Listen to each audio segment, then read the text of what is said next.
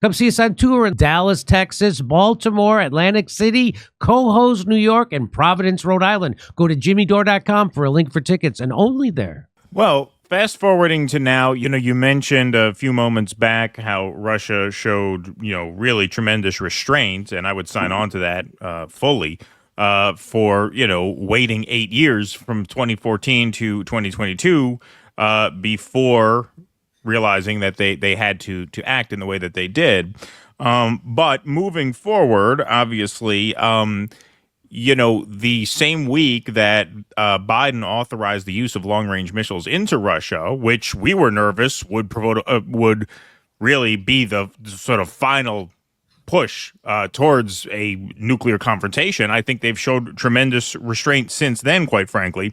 But that same week, Trump's pick for National Security Advisor, Mike Waltz, went on Fox News and he said this about a certain continuity from the Biden team to the Trump team as the changing of the guards nears. So let's take a look and a listen. I also want to be clear on one thing, Julian. Jake Sullivan and I have had discussions. We've met.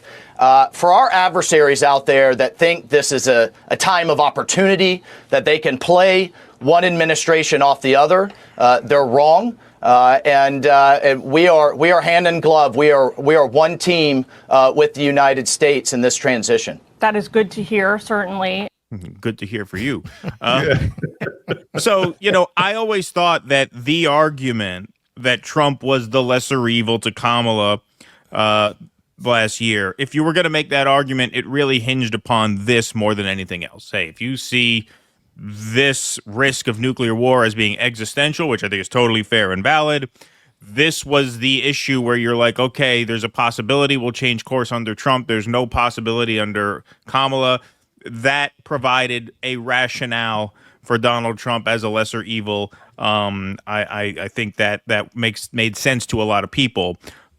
Given that, and given what we just saw, what do you make of it? Were you surprised by that? What do you think the prospects are for a change of course towards peace and sanity, as opposed to a continuation of the Biden policy, which, if we're to take that clip at face value, would seem like that's more what we're in for? Having worked for the man, I tend to wait until he speaks, and I listen to him. I don't pay a great deal of attention to the people around him. Now, I'll come back to that to try and explain what I mean. But just keep in mind that within the last 48 hours, Donald Trump at a news conference stated categorically that Ukraine would not be a member of NATO. He made that very clear. He said, no, I don't think that's going to happen. And people in the room were shocked. Sometimes Donald Trump does not weigh in quickly. Sometimes he stands back and waits for others to speak. I don't know how well Mr. Waltz knows Donald Trump. We'll see. Donald Trump is somebody who frequently contradicts what others who are working for him said. That's simply the fact of the matter. Now, that can be very exasperating if you work for him, and I was very exasperated with that as I left the administration. But that's simply a fact. Now, he said Ukraine will not be a member of NATO. Well, I think that is a huge step in the direction of ending the war.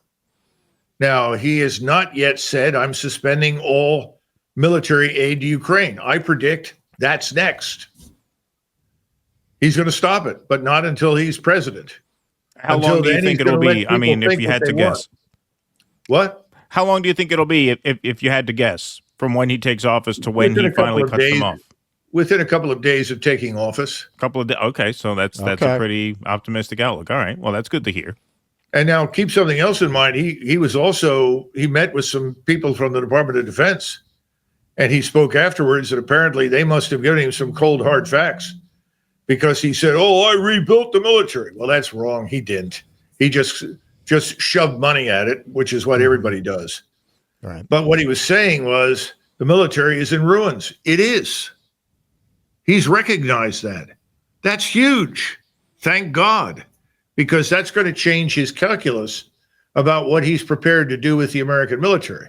Because I can tell you, Donald Trump is the sort of person that says, I'm not going to go into a fight unless I know I can win it. And if he doesn't think he can win it, He's not going to do it. Come see us on tour in Dallas, Texas, Baltimore, Atlantic City, Cohoes, New York, and Providence, Rhode Island. Go to jimmydore.com for a link for tickets, and only there.